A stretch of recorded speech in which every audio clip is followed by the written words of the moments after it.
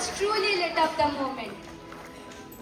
Now moving ahead, let's hear a speech from Sneha and Parmeet. Good morning everyone.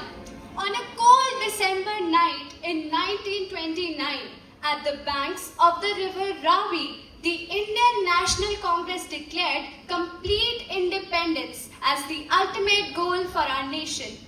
In 1930, thousands joined the Dandi Salt March, breaking the unjust salt laws with nothing but with courage and unity.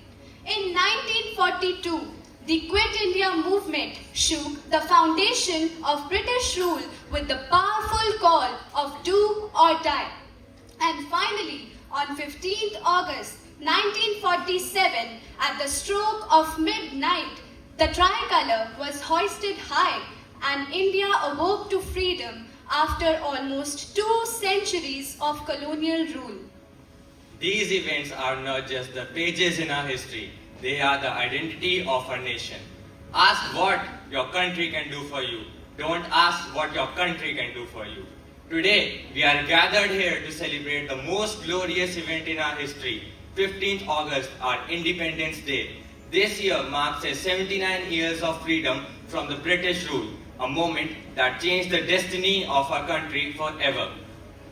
On this day in 1947, our country woke up with a new dawn of freedom, freedom that was achieved after decades of struggle, courage, and countless sacrifices.